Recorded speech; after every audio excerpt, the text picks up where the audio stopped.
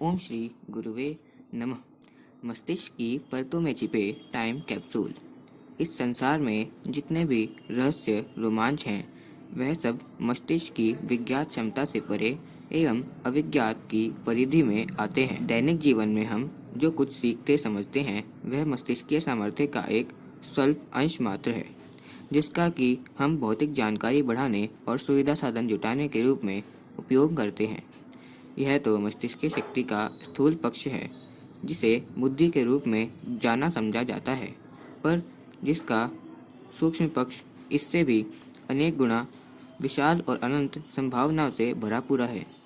जिस दिन इस विशाल शक्ति भंडार को अनावृत कर लिया जाएगा, उस दिन यह विश्व उन घटनाओं से सर्वथा रहित हो जाएगा जिन्हें इन दिनों हम दुनिया भर में रहस्य रोमांच के रूप में घटित होते हुए देखते सुनते हैं।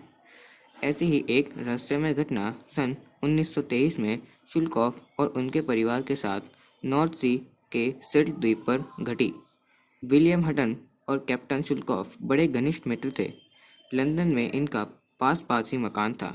घनिष्ठता इतनी थी कि घूमने फिरने का जब कोई कार्यक्रम बनता तो दोनों परिवार साथ साथ होते। इनकी गर्मियों की छुट्टियां प्राय साथ साथ सिल्ट द्वीप पर बीतती। प्रतिवर्ष की तरह सन 1923 में भी दोनों परिवार छुट्टियां बिताने सिल्ट द्वीप पर चले गए, किंतु अभी वह समाप्त भी नहीं हुई थी कि विलियम हटन को आवश्यक कार्य हेतु ड्यूटी पर वापस बुला लिया गया। बड़ी अनिच्छा से वे वापस जाने को तैयार हुए। अगस्त को प्रस्थान का प्रोग्राम बना। इस दिन मित्र का परिवार तथा हटन के पत्नी बच्चे भी हटन को छोड़ने के लिए हवाई अड्डे तक आए। उन्हें विदा कर सभी लौट ही रहे थे कि धीरे धीरे शाम घिरने लगी।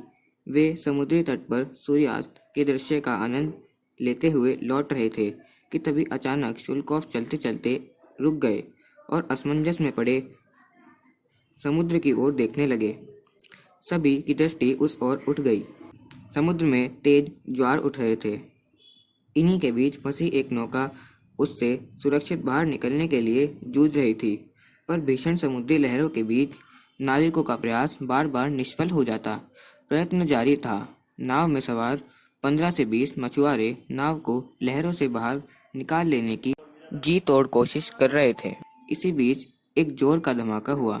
शुल्कॉफ का ध्यान तट की ओर से खिंच गया। देखा कि कुछ दूर पर कुछ मछुआरे खड़े थे जो अपने साथियों को बचाने का प्रयास कर रहे थे। इसी सिलसिले में उन्होंने लहरों में फंसी नाव तक तोप के सहारे लाइफ लाइन फेंकने की कोशिश की थी। नाव में सवार लोगों ने उसे पकड़ने का प्रयत्न किया, पर निष्फल गया। ज्वार ने उसे नाव से दूर जा पटका। तट पर खड़े साथियों ने दोबारा तोप दागी, किंतु इस बार भी समुद्र में फंसे नाविक उसे पकड़ने में असफल रहे।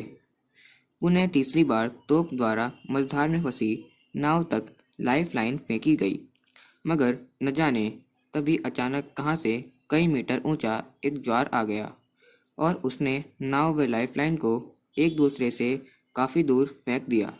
मौत से जूझते नाविकों के भाग्य ने इस बार भी साथ न दिया।